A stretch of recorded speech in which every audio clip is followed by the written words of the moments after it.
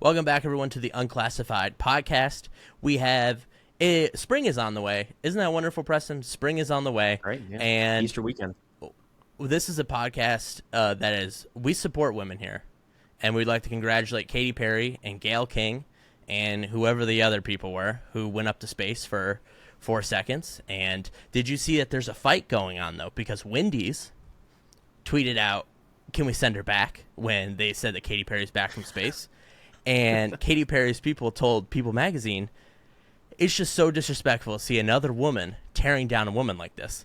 And Wendy's PR team fired back and said, Wendy is eternally 8 years old. She is not a woman. And so then Wendy's did apology. We're like, we always support women. We love Katy Perry. And Katy wants an apology. She's demanding an apology. Wendy's PR team is not one I would get into a spat with. They've got some zingers, man. I would stay away from that if I were the Perry team. But would you do that? Would you go up in space for a minute or two? Private contractors like they're doing? No, I don't think I would yet. No, either. I would. Yeah, I'd go up to space. I'd go to space. I'd go on the moon. I'd go to Mars. I'd do anything. Would you do a submarine? Would you do a submarine? In the ocean. No, the other kind of submarine, Ben. Yeah, the one in the ocean. Well, okay, well, you never know. I think, it would have to be a U.S. Navy submarine, like the nuclear ones. All right. I don't think I trust any other submarine. Mainly, they're down there all the time. But I saw what happened. Those billionaires exploded.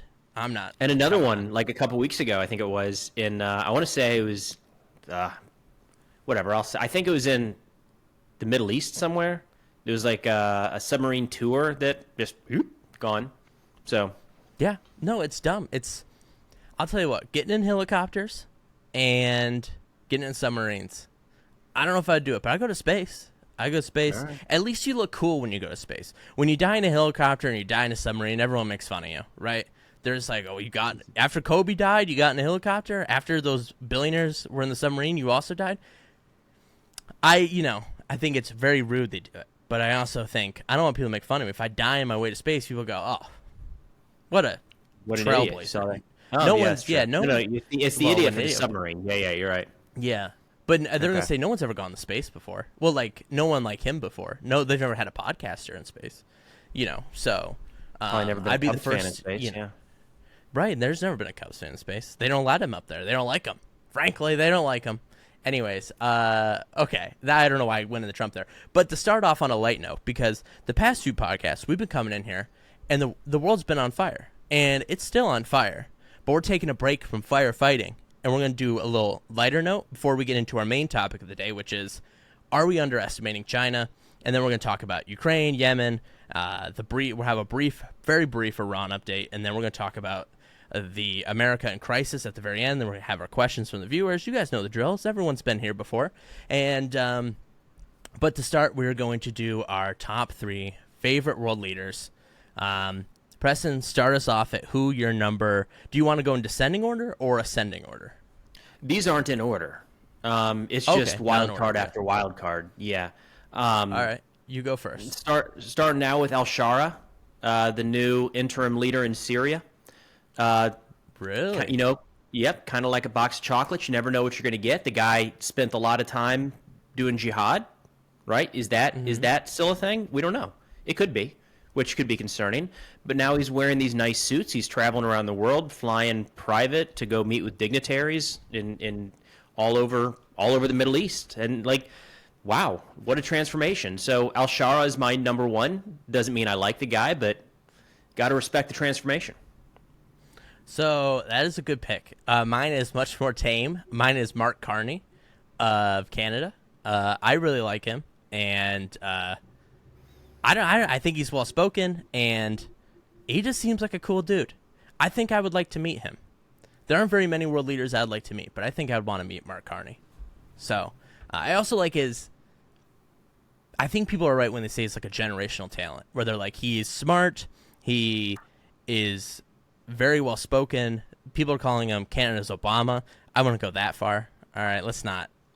Look, nobody's Obama to me except Obama. But I'll go Mark Carney for my first pick. All right, your second pick. Okay, next one here is I'm heading over to Eastern Europe with Lukashenko in Belarus, and the thing is here. Yeah. Okay. No, I didn't mean to laugh. No, Are we laughing go at ahead. me Yeah, or are we go ahead. laughing at Lukashenko? Here's the deal with Alex: 86% voting. He won 86% of the vote. You know how hard it is to do that? That's true. In any election, we can barely get anybody past 50%. So I'm looking at that and thinking, clearly the guy's pretty popular. He's got a lot of support, like a ton of support. Like not even 200,000 people voted against him. Only 3% or something voted for the next guy. So like he's got that figured out. I just, respect. He's got these elections dialed in. He knows what he's doing, it looks like, from everything I can tell. So, yeah, Lukashenko, number 2. Maybe he could help with some election-related stuff. I don't know. That is a good pick. I was not laughing at you. I was laughing at Lukashenko, out of right field. So, all right. In the same spirit, mine is Khamenei, or not Khamenei. Khamenei? Who am I talking about? The one that's alive or the Khamenei. one that's dead? The one that's alive. Okay. I like Khamenei, and my reasoning for it, I mean, obviously he supports terrorism. He funds it. He does a lot of gruesome, awful things. Those are the not the good things, yeah. People have heard me talk in this podcast. I like a guy who's got a little bit of dog in him. And Khamenei is, not only does he start shit constantly, he also plays the victim, which I think is hilarious. But then when it comes to the United States, you would expect him to back down, but he always just doubles, triples down. And I think that's hilarious. And especially, I don't know if you've noticed this, but when you look at like negotiations between the United States and Iran versus negotiations between like the United States to any other country, Iran seems like the hardest ones possible to do at this point. And that's because Khamenei has that dog in him. He's just like, no, I'm not. Nah, screw the Americans. He hates Americans for the love of the game. So. He's also on Twitter, which I got to respect. Or he's not. It's just his office. But I like to view that those tweets are coming from him directly, because occasionally he'll just go on some rants about the decadent West, and it's great. I love it. I get a little peek inside the mind. Do you remember Ahmadinejad? I hope I'm saying that right. Yeah. Yeah, his tweets are like 80%, goddamn America, they're going to hell, infidels. But the other 20% are like, shout out to the UCLA Bruins for winning March Madness, okay? It's like, shout out to the San Francisco 49ers for winning the Super Bowl. Colin Kaepernick, hell of a player, okay? That was like back in the day, and he still does it now. Okay, he still does it. That's great. He congratulated Patrick Mahomes on the Super Bowl win. He keeps up with the NBA season. He talks about players he thinks are great and are not great. Truly a generational talent. That's not my pick, but it is your turn now for your third pick here. Okay, yeah, and looking back in the notes here, you said 3 favorite world leaders. I don't know that I'm going to die. Maybe I didn't read that part of it, but the last one here, so don't hold me to this. Yes. Erdogan over in Turkey, and here's the deal. Yeah, yep. Is there anybody else, any other world leader right now that is effectively straddling the East-West divide like Turkey? Like, the man is in NATO. I don't think any other country has the position Turkey has to have to do that, right? I'm just saying. They've figured it's true. not that they've necessarily done it well, but they've done it, and it seems like nobody else can figure that out or wants to figure that out. But Turkey, they're still there. They're still walking that fine line. Are they NATO? Yeah. Are they going to probably shoot down anything that all of NATO wants to do? Probably. That's true. But also, are they going to probably assist in policing the Black Sea against Russia? I think so. They seem to be a part of that. Wild card, man. You do not know what you're going to get there. I agree. I do think, yeah, you're right. He does have quite the talent. Now, my third pick, I'm going to go very basic. I like Emmanuel Macron. I like everything about him. For one, I like his name. And secondly, I like his vibe. He talks like he's Napoleon. In action, he is not. But like we've all heard him talk, where he's like, Russia's expansion ends with France, and I'm just like, okay, cool. We're sending troops. We're gonna nuke Moscow, and it's just like, okay. Well, 3 years have gone by. He's still talking this way. I call him Macronian, right? Like Napoleon mixed with Macron, and I like him that. And here's something people don't know about Macron. Macron, such an alpha male, seduced his college professor and stole her away from her husband and now is married to her. So shout out to Emmanuel Macron. A true friend of the pod. If he ever wants to come on here, I would move heaven and earth to get him on here. But I will say the downside here. I mean, have you ever watched his documentary where he had an invasion? So when the Russia rolls across, I mean, just like a typical Frenchman, he's very dramatic. When Russia invades Ukraine, he releases all these photos where he's just like this the whole time. He's like, oh. He's like very dramatic photos. Very dramatic photos. He's just like in a gas. But then you find out that he also has a documentary where he's like talking to Zelensky and he's talking to Putin and Biden, and the whole time he's like just being very dramatic. He's like rolling his eyes on the phone at one point. It is truly spectacular stuff. So my third pick is Emmanuel Macron. Do you want to change your answer since it's based on favorite? Because I went in to think it was favorite, but then you went with Lukashenko and the Syrian guy, so I thought, okay, well, maybe I'm being too Al-Shara is his name. Carney. He's a world leader now. Sorry. Put some respect on that. Yeah. Al-Shara, yeah. Is that friend of the pod, Al-Shara? Or is that Joe Lonnie? I don't know. Joe Lonnie was. I don't know if that translates over to his more moderate. Oh, no. I feel like it should. I feel like we should transfer in the moderate direction, maybe not in the extremist direction, but that's a decision for down the road. I'm sticking with it for now. I might come back to it later. I might not. I like it, a little wild card, but I think we should we were going to go to China next. I think we go to Ukraine next because you're talking about Macron. There were just talks in France yesterday. I think that's the direction we need to take this. Let's do it. Yeah. So Ukraine, as you guys know, the current American administration's been deep in negotiations with Russia. They sent the most incredulous man. Although someone proposed in our comments last week that perhaps with Steve Witkoff, perhaps they're playing a good cop, bad cop situation. And I thought, maybe. Which one is Witkoff? I think he's got to be the good cop, right? If he's the bad cop, oh, brother. All right, everyone, we're back. Sorry for the interruption. So, Ukraine, Steve Witkoff's there. I don't know if, did you see this clip? He's there, and he's in this the French presidential palace. It's like this this thing's seen emperors, kings, presidents. It's gone through revolutions and world wars. And it's this very grand building. And he looks up in the place. He's surrounded by the Germans and the British and the French and the Ukrainians. He goes, very sincerely, this place looks just like Mar-a-Lago. And they all, did you see this clip? And they all start laughing at him. And then, making fun of him to his face. And I just thought, oh, man. And I was texting, one of our NATO guys. And I said, I just sent the link without comment. And he said, yeah, you might as well have sent Ronald McDonald. And I thought that was hysterical. But now, get on to the point here of Ukraine, is that with Ukraine, Marco Rubio says that if Russia and Ukraine, or I just say Russia specifically, does not agree to a deal in the next few days, they're just going to give up on trying to negotiate a peace. So we went from peace in 24 hours to peace very soon to no peace at all. But now, before we came into this, I'm seeing, the United States is going to lift sanctions if Russia will accept a peace deal. I think we're just getting a deal for the sake of getting a deal at this point, right? I don't think we're getting a deal. I think we're seeing people in the administration come to terms that this is not as easy as they maybe thought it was going to be. Now, I don't know. My gut would say that people like Rubio and Waltz had been paying attention to this conflict. They're not learning about it for the first. Witkoff, in his interview with Tucker Carlson a few weeks ago, couldn't remember the names of the oblasts that Russia has occupied in the east.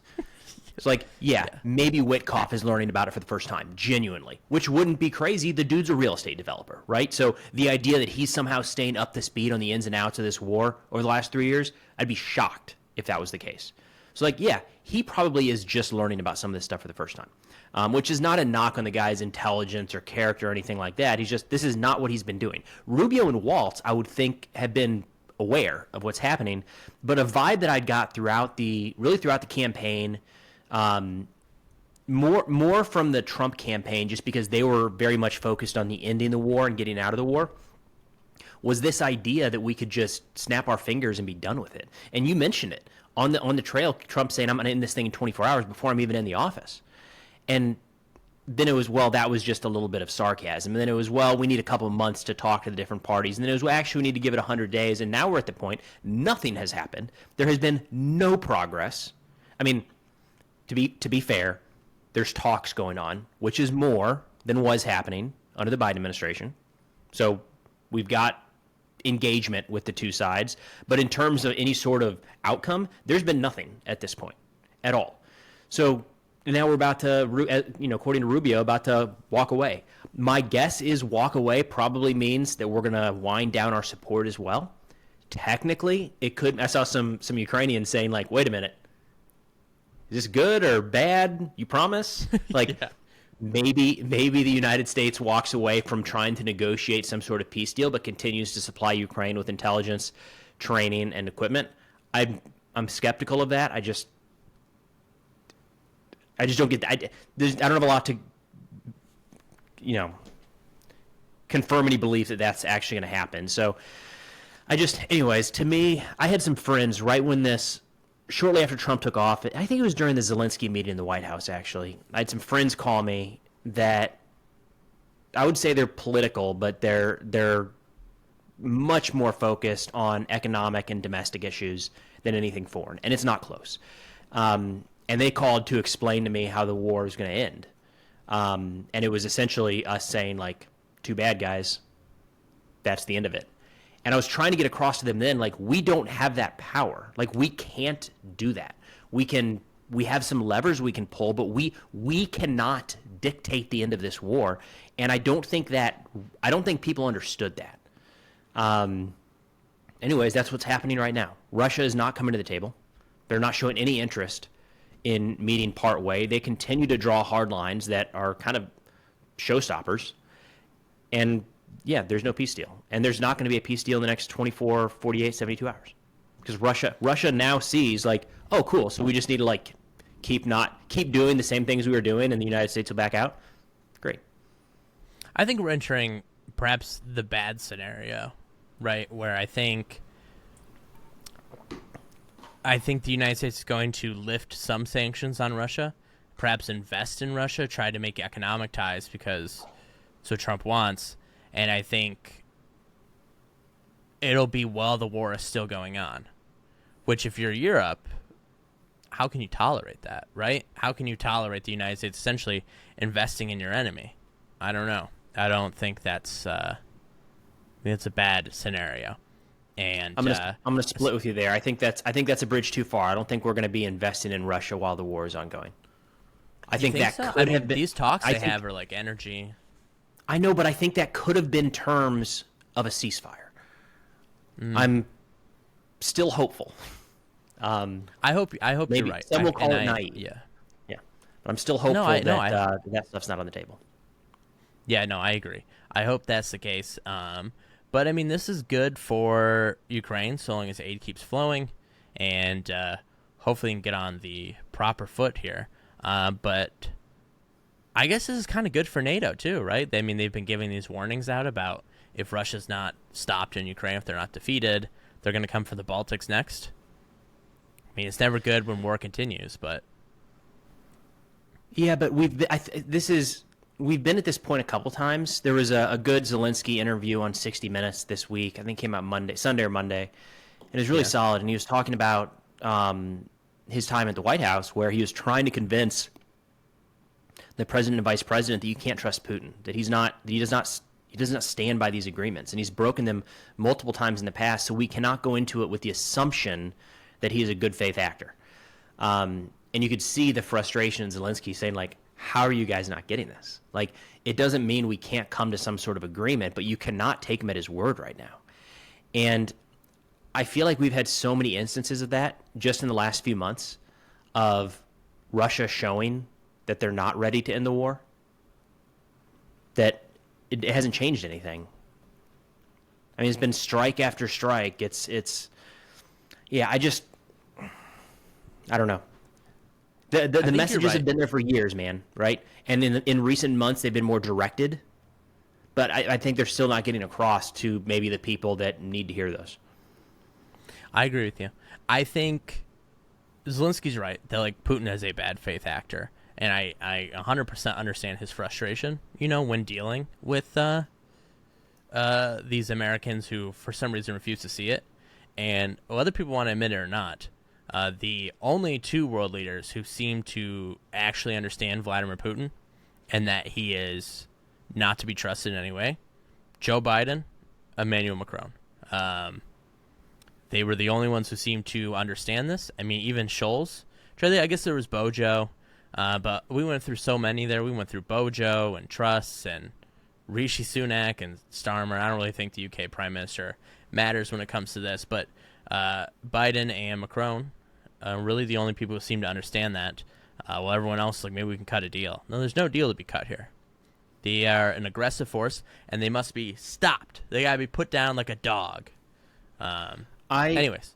I think we're at fault in the United States at looking at war through our experience of war. And we can go back to Vietnam if we want to. But, I mean, just to harp on Afghanistan, there were people talking about leaving Afghanistan relatively early in the conflict.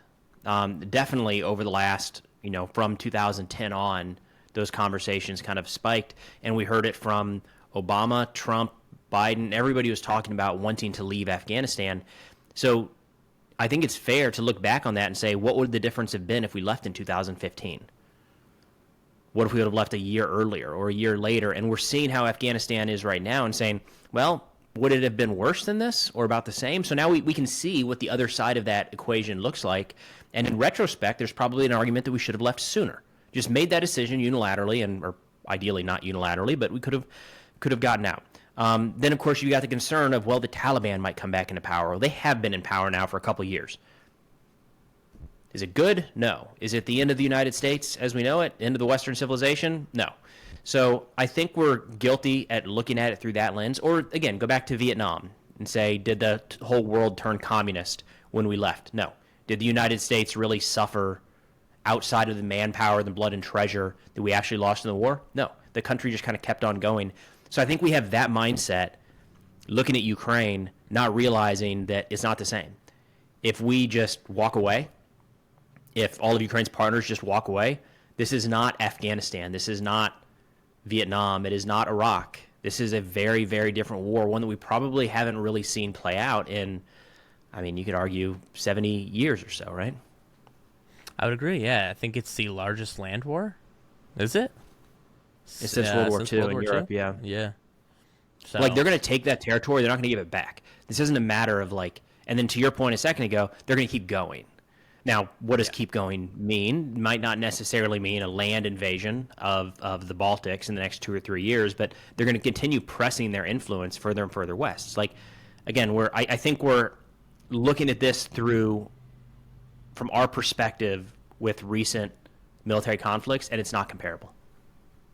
I fully agree with you. I think there's been I want to say, not cowardization, overcautiousness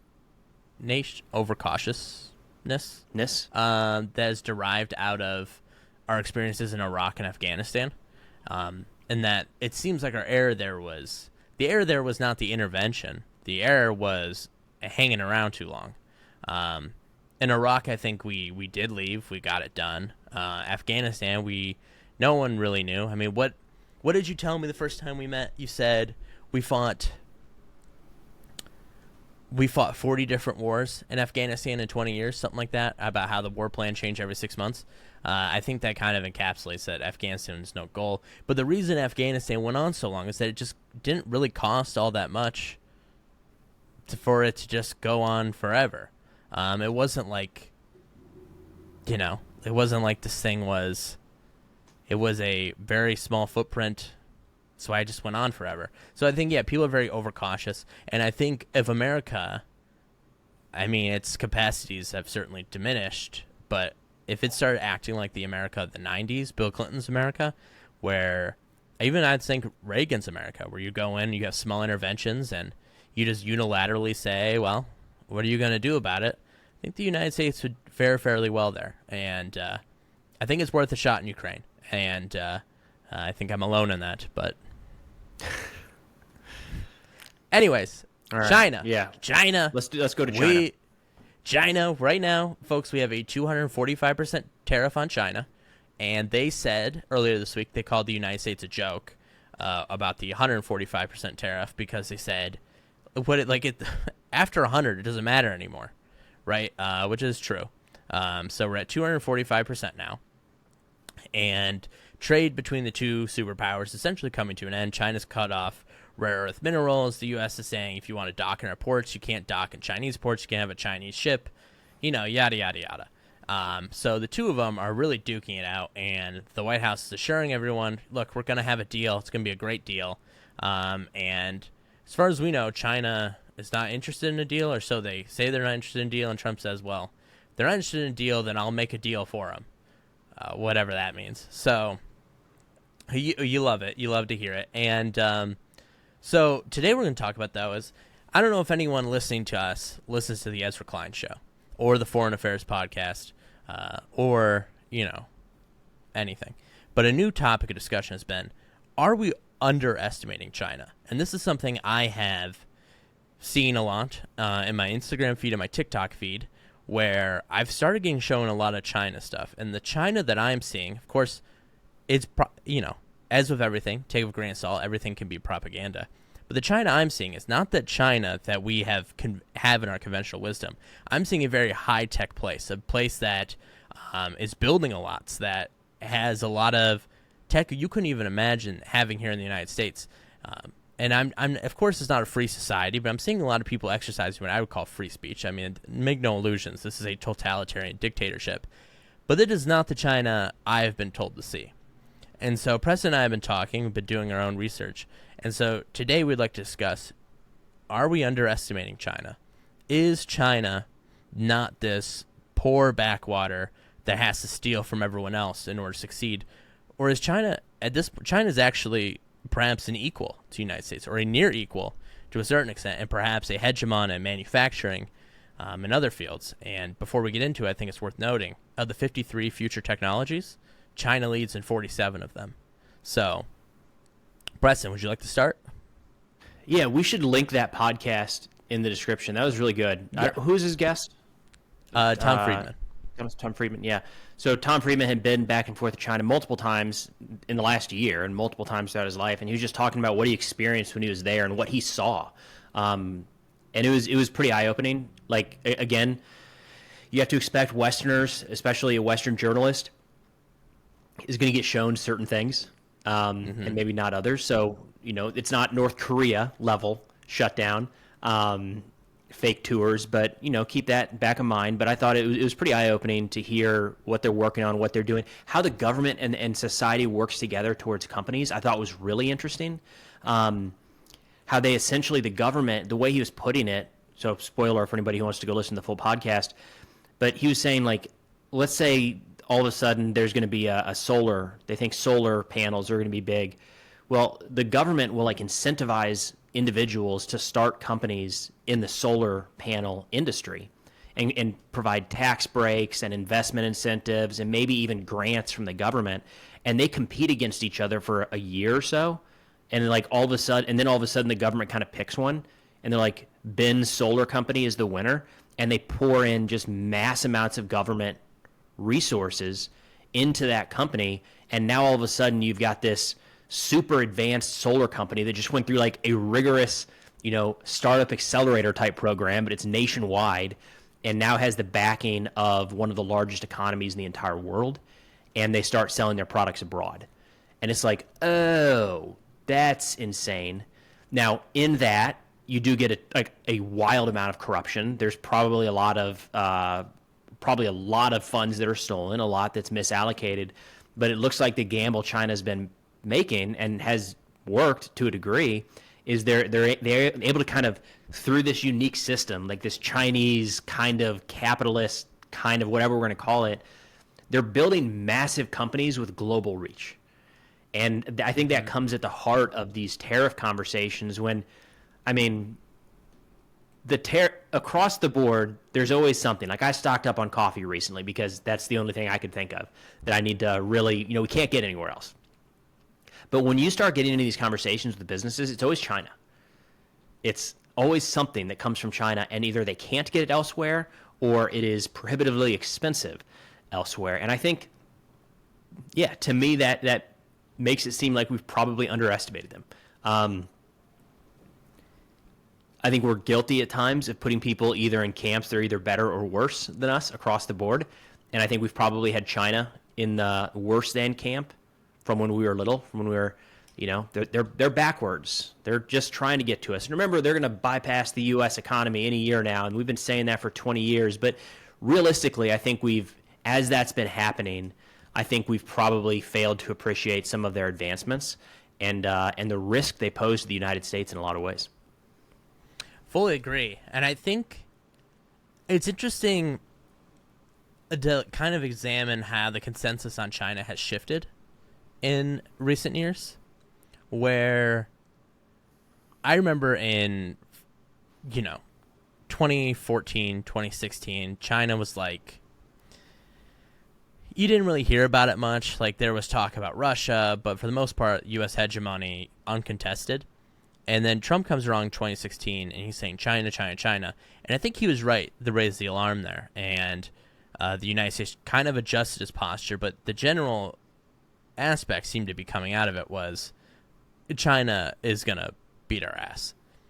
And then COVID happens, and they have trouble with their economy, and the United States does reshoring. We're, doing all kinds of things. We're rebounding in such a big way. We're huge. And the one thing Tom Friedman says, that when I'm writing about China, I'm actually writing about the United States. And I thought that's such a good thing to say, because I do find that my views on China are often impacted on my belief on how things are going in the U.S., right? In the past 2 years, I felt like, we perhaps have not going the right way. And certainly now with the tariff regime and the trade war and the isolating our allies, not going well. But the one thing I think does seem to be true is that in the 2022 National Security Review, the administration, the Pentagon, they wrote out this. They said, look, we accept that the United States will no longer be the sole hegemon of the world anymore. It's just not possible. But what we do acknowledge is that if the United States gathered together with its allies, and the United States serving as a bridge between our allies in the East and our allies in the West, together we can contain China, and we can uphold the world order and guide the world using our rules. And I think under those terms, I've been very comfortable. I think that's a winning strategy. It's like friendshoring, right? We'll move all our jobs from China, or like our factories and our companies from to Vietnam and to Mexico. I think that's very good. But now with this new direction, that's kind of been blown up entirely. And so now you kind of have Europe going their own way, meeting with China independently. You have Mexico and Canada looking at trade deals with China. Vietnam and Malaysia. Malaysia released the most pro-Chinese statement I think I've ever seen before in my life out of Malaysia. It just seems like we're in the bad zone right now, that China seems stronger than ever. And not a whole lot's changed. I mean, like, they've certainly rallied back from their pitfall, and, the economy is not the strongest. But I do think to a certain extent, the more the United States declines, or appears to decline, the stronger China appears. And the core strategy of the U.S. going into this was that we need allies, and now we don't have any. So we're going to have to get that figured out. Yeah, I mean, you talked about, you keep saying trade war, and a few weeks ago we were talking about how trade wars often end up in hot wars. And there's a good article this week from a retired admiral. He spent a lot of time in Pacific Command talking about that. How there's all these different little things, be it the AI race, the economy, the bunch of different little things that could lead to some sort of confrontation. But he wrapped it all in this tariff situation. He said, this is a trade war. And apples to oranges, but one of the major reasons that World War II started in the Pacific was because of trade disagreements. It wasn't tariffs necessarily, it was embargoes, but trade disagreements really were the fuel that led that to kind of go the direction it did. So he's saying can't discount that entirely. Now, it's hard for me to go from A to B on that right now and say, because of these tariffs, here's why China will attack the United States. But I think we need to keep that back in mind. I agree. I fully agree. I think the major flashpoint between the United States and China for me is Taiwan, right? That's the most obvious one. I think the situation in the South China Sea has kind of figured this out. Of course, things get a little dodgy with the Philippines, but I think, yeah, like, it comes to China, Taiwan's the flashpoint. And do you think, let me ask, when you say, like, things could go hot over this, say China does invade Taiwan, do you think the Trump administration comes to the defense? Or do you think it's more likely that, this trade war escalates it? Or the trade war I think it's starts too the war, intertwined. not Taiwan. Yeah, I think it's too intertwined because I think Taiwan is we start looking at these things individually and they're not.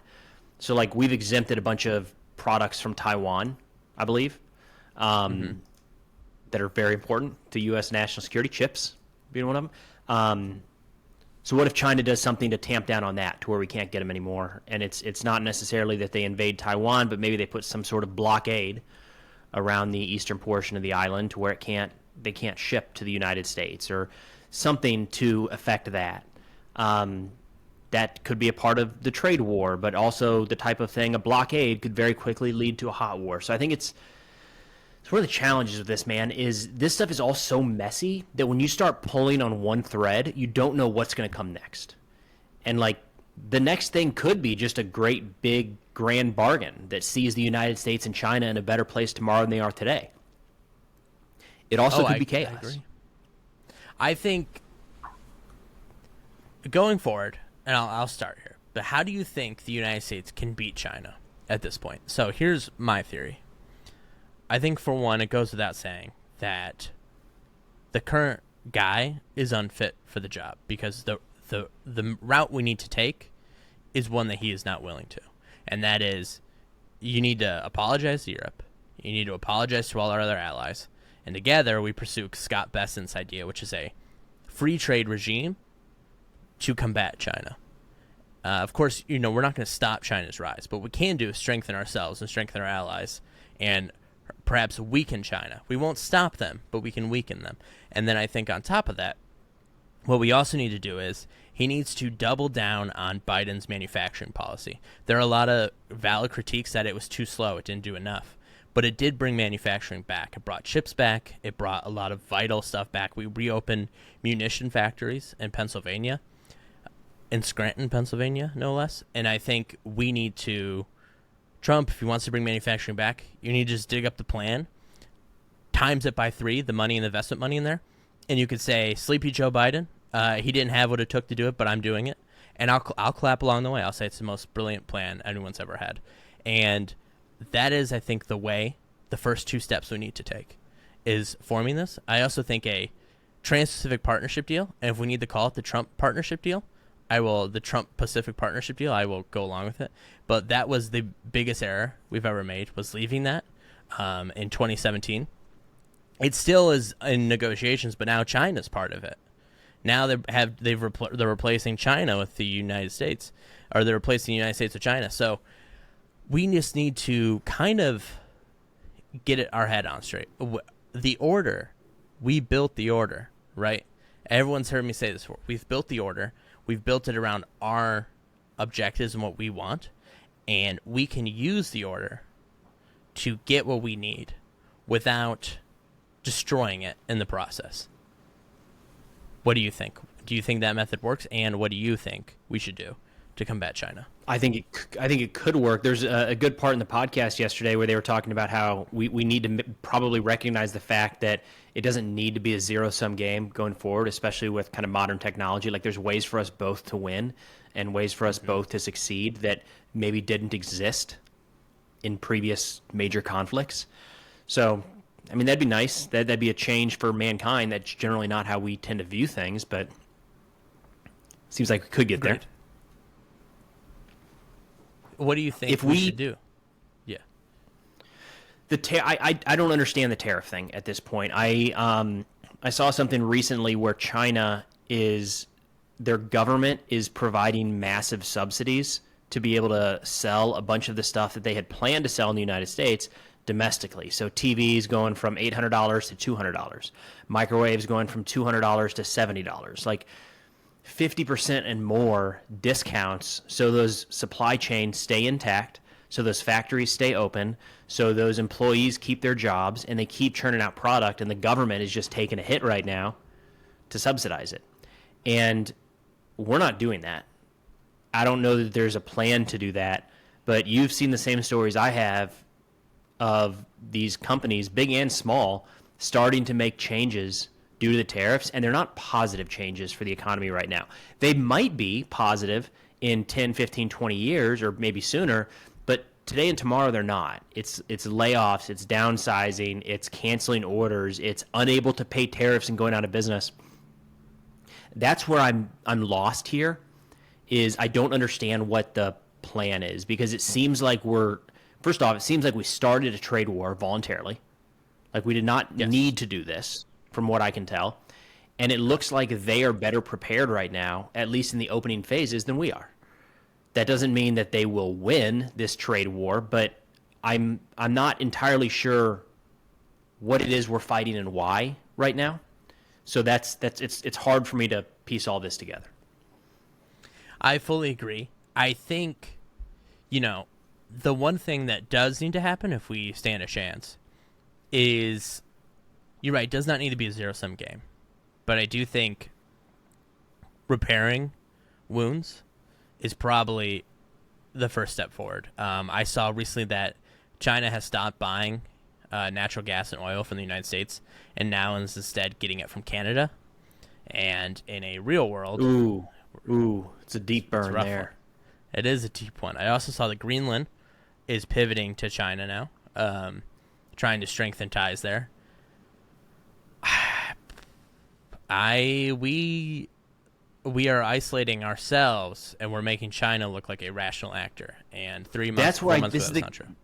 Yeah, this is the thing where it's hard for me to piece together and say, like, is this good or will we get there? Like, I don't understand where we're going. Like, and you can make an argument that we need to reshore a degree of manufacturing or stand up new jobs in the United States or be less dependent on different countries for certain goods. And I got it, but I'm not really seeing how we're getting from A to B. I'm seeing this tear the house down, burn it all down, but I'm not sure what that does to move the needle in any one of these directions. Like, we might be shutting ourselves off from some of these economies, which I guess will force our hand to make some of it domestically. But, like, that is not going to happen over. There was a tweet going around, people were making fun of them, where they said, like, so Nintendo has to move all of their manufacturing to the United States. How long is that going to take? Like 2 or 3 weeks? Like, yeah. Right? 2 or 3 weeks. It doesn't make any sense to me. And the reason the trade war and the tariffs don't make sense to you, they don't make sense to me, they don't make sense to anyone. I don't even know if they make sense to the president. But the reason they don't make any sense is that Washington, since I think earlier in 1945, maybe 1941, has always viewed this idea of the United States as the leader, and then we have all our friends. And our relationships with our friends are deep. They're deep, they're generational. We've spilled blood for each other. We're interconnected in ways that can never, ever be severed. And so it does not actually really matter if stuff is being made in Canada or if they're being made in the UK. If we are, if Nintendo is building in Japan and they're selling it to the United States, none of it actually mattered because we're all on the same team here. And if a crisis arises, as we saw with the baby formula crisis in 2022, Biden picked up the phone and he called the EU and he said, look, we need baby formula, and EU, not only did they not charge us for it, they just donated it. They donated it, and our stores were stocked with baby formula, and it was beautiful. And that is the relationship that FDR, I was going to say FDR died for, but I forgot that he died of polio. He did not, he wasn't assassinated or anything, but kind of the same. Maybe it was the Russians who gave it to him. Anyways, so I think if we just go back to the strat, everything's going to work well, and we're going to do it well. But now that we have a zero-sum game where it is, and maybe I'm out of touch because I came into this world, this foreign relations world, under the belief that we have teams. And there's Team America, with all its friends. And then there's Team China, and they have no friends because they're losers. And there's Team Russia, and they have, like, juvenile Iran and Belarus, who doesn't really like them. Yeah, Lukashenko. And then you have, like, random African nations that, like, I don't want to be rude, but they don't matter, okay? Oh, you have Chad. Who gives a shit? And that's how it's gone. And now it is, all right, well, America versus China versus Europe. We have created the multipolar world we want to avoid. And instead of the West being one pole that extends from Japan to Australia to the United States, Canada, and Mexico, all of Latin America, all the way to Europe and Turkey and Israel and Egypt and the Gulf states, all gathered together, we have now entered a world where we have severed this into multiple poles, where you have Japan on its own, you have Europe on its own, Australia is doing its own thing. Maybe they have like Kanzuk with Canada and the UK. I don't know, but I don't like the way this is going, and I wish the president would return my calls. I keep calling here on my phone, and I'm saying, sir, you're so smart. Could you please pick up? I have this idea that you created that I think you need to adopt. But no mas. So let me ask you this. 5 years from now, it's 2020, it's 2030, and we're both brittle old men. Do you think China will? Yeah. I know. Do you think China will be over? Do you think China will be... do you think China will be contained, or do you think it'll be clear that the United States is losing to China? Those are the only two let me options? say this. So let me also add this. The United States is unique right now. Our belief has been unique recently, where we believe that China is on the verge of collapse. So that's been the conventional knowledge. But in the Cold War, it was collapse. It was reversed, and that Dr. Kissinger, rest in peace, he believed that the United States was near collapse and that the USSR was not, and that the USSR would continue going and the United States was weakening rapidly. That was his belief, and so therefore that was his justification for dealing in realpolitik, was that the United States needed to get whatever it could get because the USSR was so much stronger than the United States. That was his belief. That was Richard Nixon's belief. Well, as we know, it's quite the contrary, quite the opposite. And so we actually, I think, have the opposite problem we had during the Cold War, is that we underestimate the Chinese, as to where, if you ask the average American, I think if I shook Robert McNamara alive in his grave right now, and I said, sir, the USSR collapsed on its own for doing, there was no war, and the United States won, I think he would be surprised. I don't know when Robert McNamara died, but in my version of events, he died in the 70s. And or maybe JFK, if I shook him alive, they would say, I can't believe it, right? So right now our underestimation, I think, is fool's errand, very un-American. It's never the way we've ever done things. And we even overestimated the Nazis and the Japanese. So we should probably start overestimating the Chinese. Maybe start believing they have things you wouldn't even believe there. So anyways, I forgot my question was to you. Do you think in 5 years, China will be the clear winner here, and that the United States decays so rapidly? Or do you think this old dog, coming up at 250 years next year, actually has a lot more in her than we think? So I think we're at a bit of it's possible that we're at an inflection point. And you can see throughout history the different times that the multipolarity has changed around the world. It's generally brought about by wars or nations collapsing, or the same, or both of those happening at once. You know, we look at the collapse of the Soviet Union as being a big one. The end of World War II, the end of World War I are kind of these big moments in history where, like, the global order reshuffles. Not necessarily the day of, but, like, that's the period of time where things change. And I feel like if we continue on with the tariffs as they are right now, which is across the globe, and then borderline embargo on China, I think we are entering a phase of realignment. And I don't know if it's going to be an inflection point. that like you would see at the end of a war. It looks like the bet is from the administration and some senior leaders in our government that we'll come out of that in a better position.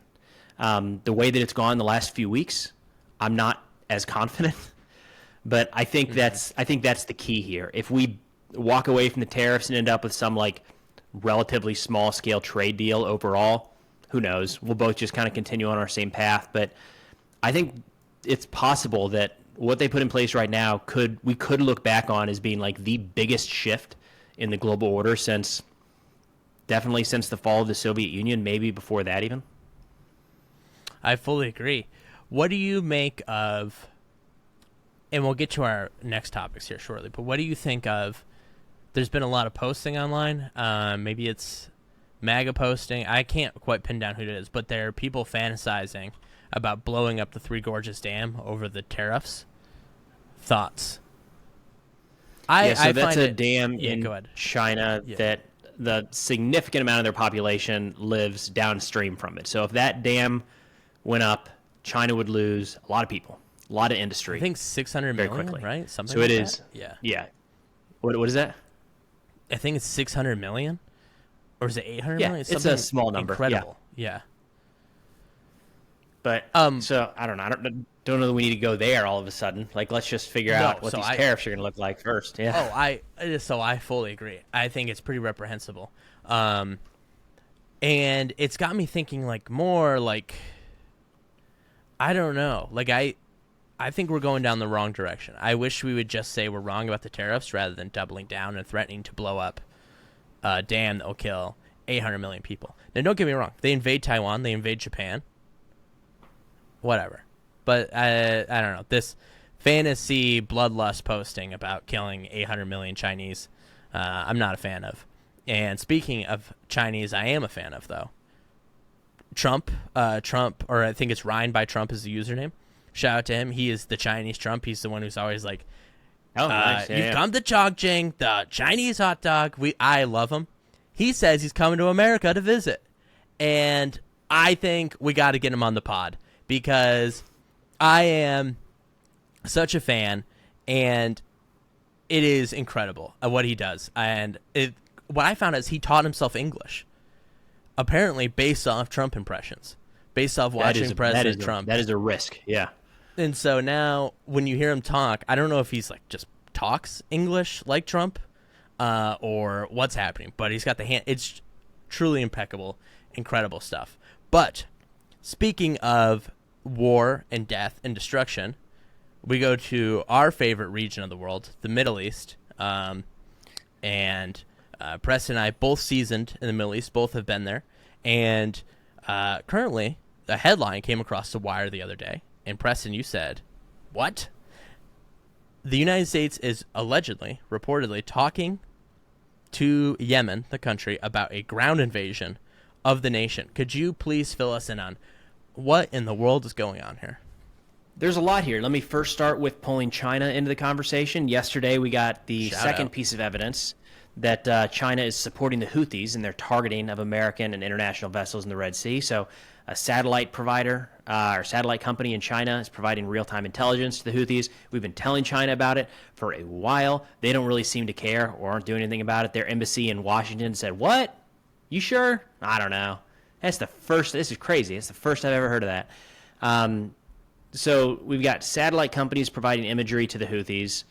And then we've got, back in January, reports came out that dual-use technologies were making their way, chips and things like that were making their way into Yemen that were being used in not washing machines and air conditioners, but in drones and missiles. So China, we've been watching China on this for a while, and there's been some speculation from an Israeli outlet that China struck some deal with the Houthis to provide them this equipment so long as they continued to have safe passage through the Red Sea.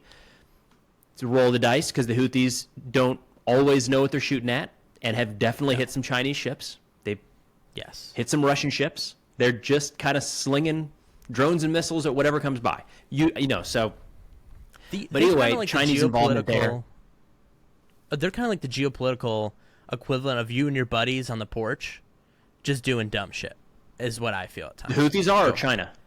The Houthis. Yeah. So,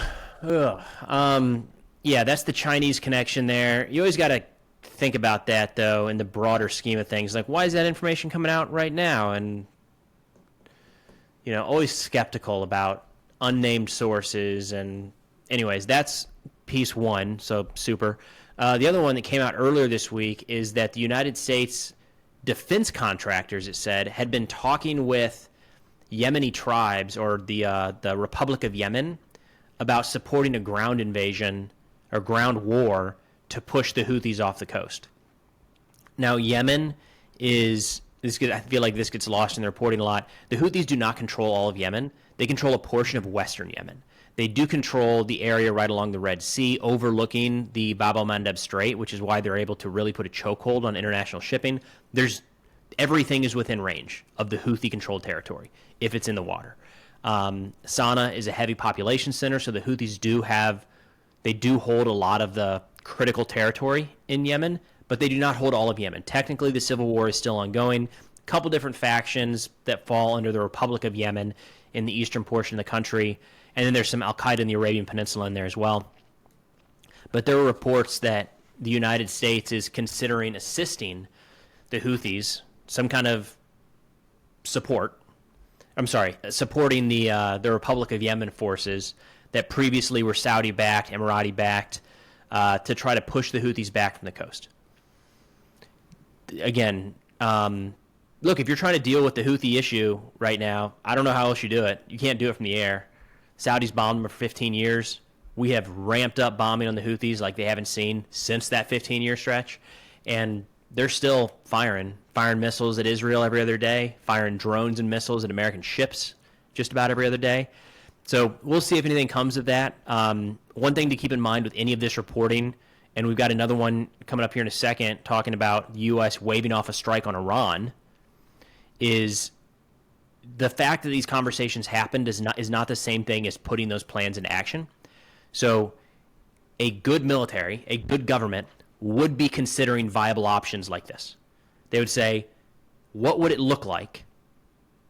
Is there a possibility to support someone on the ground that could help us with this Houthi problem? If we did not have people looking into that and discussing that, it would be a failure on our part.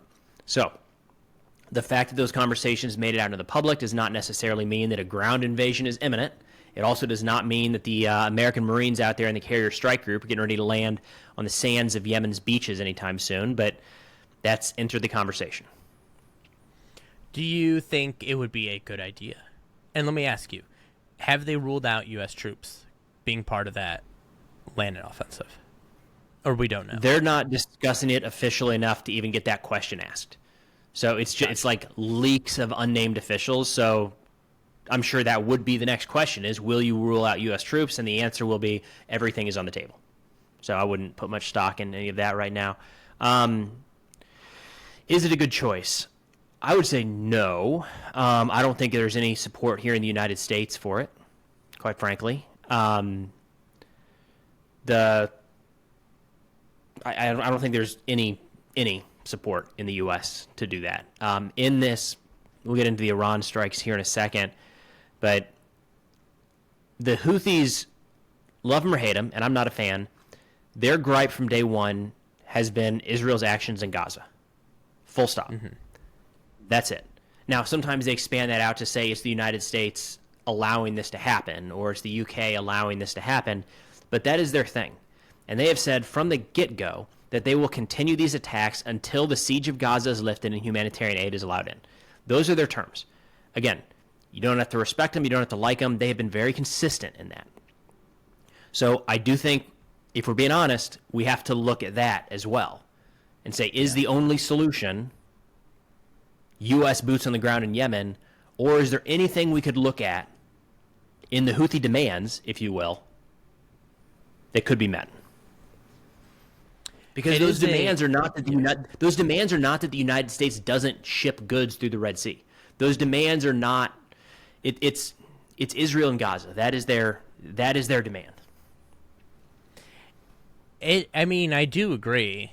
We're so far into this Gaza debacle. You would think Netanyahu would perhaps be a bit more receptive to it, right? Yet for some reason he is continuing to go at it. Do you think that it's realistic? Do you think Netanyahu will end the siege of Gaza, let humanitarian aid? No. No. There's aid going in. It's always a debate of how much and is it enough, this, that, and the other. But no, there's no indications they're going to stop anytime soon. They're talking more now about a major offensive coming up, that they're really going to press Hamas as best they can. But again, when you're talking about would a war in Yemen with the United States be a good idea? I think no. Like, do you see how quick it is for somebody to say, wait a minute, you're telling me our options are either that Israel can leave Gaza or we can send our troops to die in Yemen? Like, do you see how quickly that's going to fall apart in the public discourse? People are going to say, what? Are you kidding me? That's not... I mean, we've already seen Vice President Vance talk about how little American shipping is actually flowing through that area. I don't know if it was as low as 3% that he said. I've not seen the official numbers, but nonetheless, like, I don't think there's a lot of stomach for that in the United States. I fully agree. Do you think, I mean, so you said a major offensive into Gaza. Does Hamas, I mean, it's a dumb question. Do they even still exist? I mean, how can it be that this is still ongoing? It feels insane. It feels like, to a certain extent, perhaps an ignorant situation, that Netanyahu is fighting a war so he can stay in office. And it does not matter if the war is real at any given point. Well, there's a lot of complex domestic issues there that I'm not well versed in. So understand the limits of this analysis here. But the objectives have not been met in that war. So the objectives being the return of the hostages. At this point, unfortunately, I think there's the conversation is dead or alive, and the removal of Hamas's ability to operate and control anything in the Gaza Strip. Those things have not been accomplished. There are still ceasefire negotiations ongoing. Yesterday, Hamas shot them down because they drew a hard line and said the only next step is that Israel leaves Gaza entirely. So you've got Hamas's hard line and Israel's hard line. Right now, I would say Israel has the upper hand, so they're not going to accept what Hamas has to say. And there are areas of the Gaza Strip that the IDF has not pushed into. And you could argue that there is a pace of operations and a scope of operations that they didn't tap into because there was some portion of that being held back by the Biden administration. Those gloves are off. Clearly, the Trump administration is like, Israel, do whatever you got to do. What that translates to on the ground is maybe a different story, and we'll see how that actually plays out. In terms of how many Hamas fighters are there left, it depends who you ask and what their motive is in answering that question. True. So you'll hear Hamas supporters at times say there's 30,000 fighters left to try to show that they haven't been degraded hardly at all. Others use that figure to show that there's been a lot of recruiting throughout the war, and people have joined Hamas even in recent weeks and months. You'll also see numbers thrown out that are quite a bit lower, between 5,000 and 10,000 that remain, showing how well they've been degraded, or to say, why is Israel going so hard they can't even deal with 5,000 fighters. So the number of Hamas militants that remain, I would say, is completely unknown, and it is propagandized in every direction. Interesting. Well, speaking of Hamas, let's talk about their funder, their sugar daddy, as some call them, Iran. Currently, the United States and Iran are engaged in nuclear negotiations.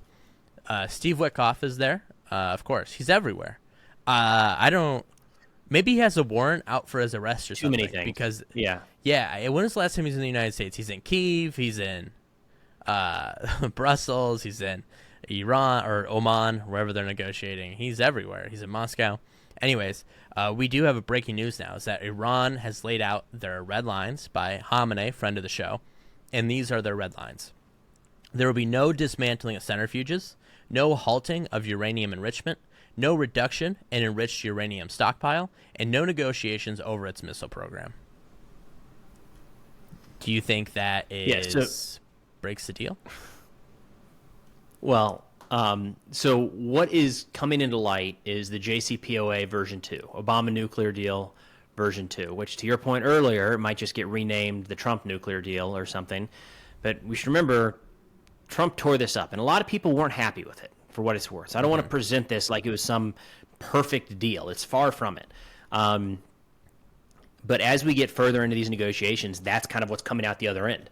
Is like, oh, how about a verification program? It looks like Khamenei last week said that it's clear what our red lines are. It's clear what the U.S.'s red lines are. I made a video on it, and I was like, I have no idea what any of the red lines are. Like, I don't know what he's hearing, but there's you can talk to 3 administration officials, and you hear 3 different answers up until today, even. So, like, if Khamenei's got it figured out, good on him. He's, he needs to know more than I do. Let's put it that way.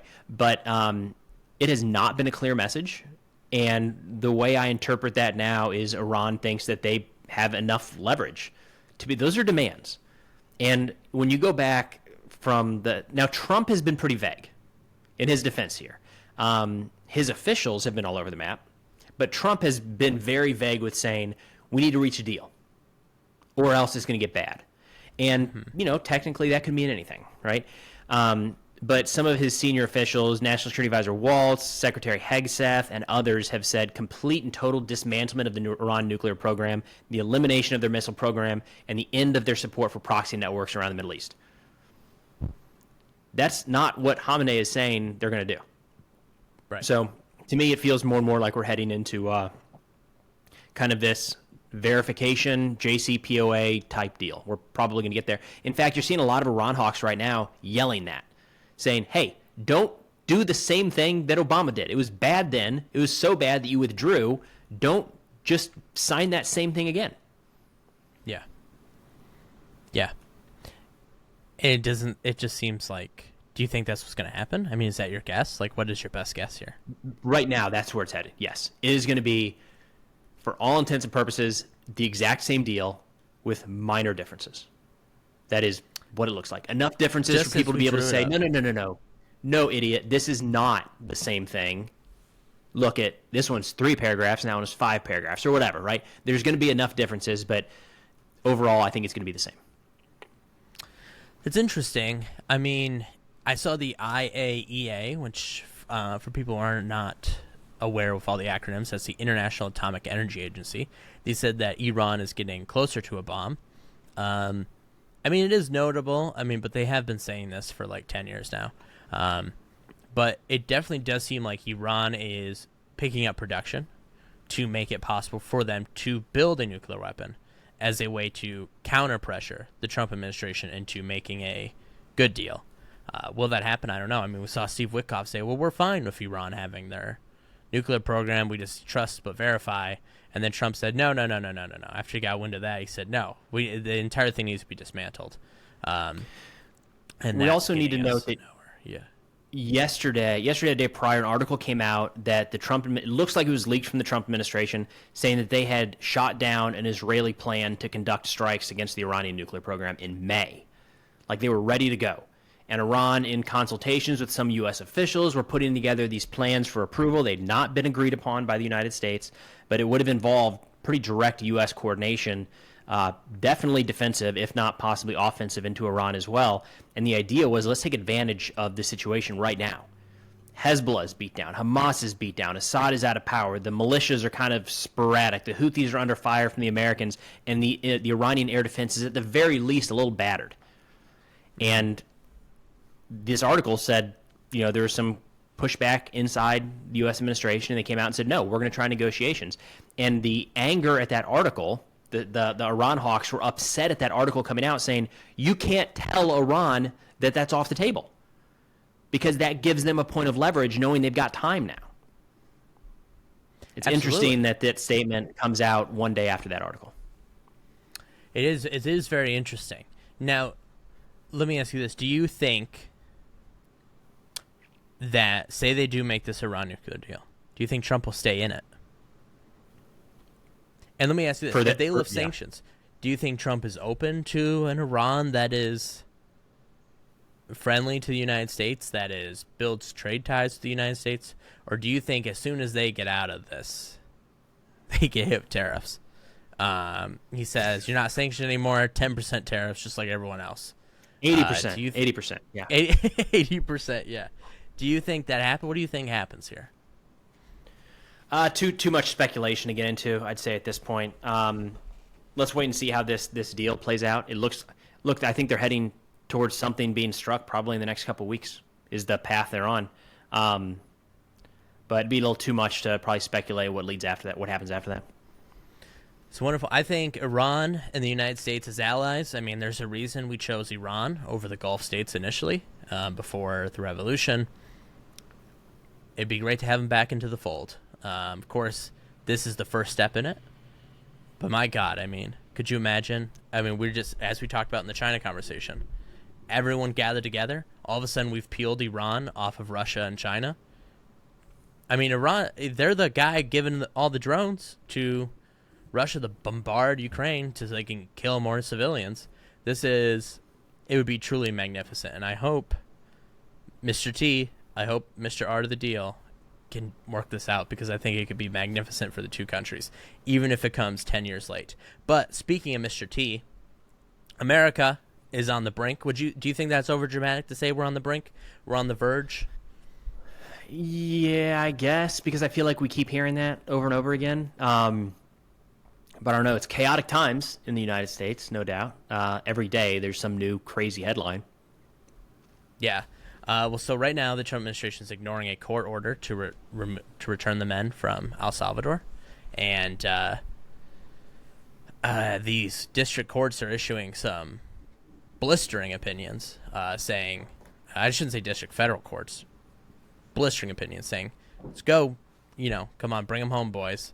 So we're going to see what happens there. But yesterday we saw that Kilmar Abrego Garcia, who has been on the front page, it seems like every newspaper in the world, is alive. But it was in a tweet mocking everyone for being concerned about him from Bukele, who, look, I will donate to any candidate who promises to drone strike him. Now, questions from viewers, because we got to wrap this up. We're running out of time. Do you think the U.S. is ready for a major military conflict with China or Russia?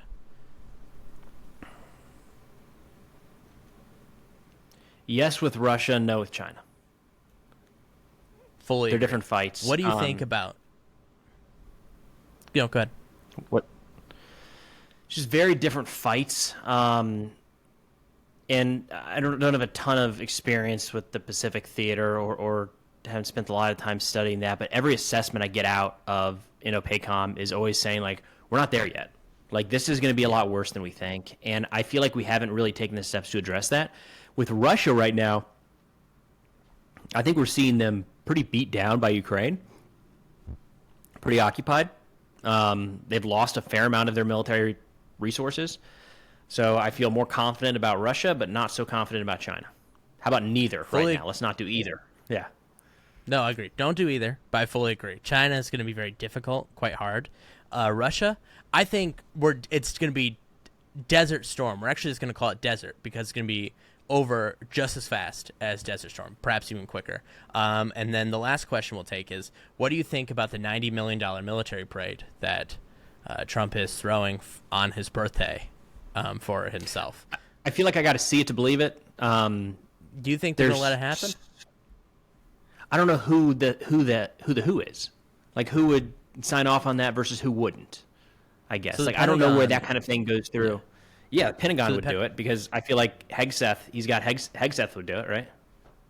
I guess you're right, yeah, because I know Mattis and all the other military leaders in 2018 when you want to do it, they were just like, no, we're not going to do that. So, interesting. All right, well, that will be it for today's show. Thank you, everyone, for listening. Remember to like, comment, subscribe. Give us 5 stars. Give us reviews. And let us know what you want us to talk about next week. And we'll be back here same time next week as always, unless something crazy happens. Then we'll be here on Tuesday or Wednesday. I mean, who knows? We haven't had nothing crazy's happened in a while. Well, nothing that requires us to come in. Anyways, all right, we'll see y'all next week, and peace and love to everyone.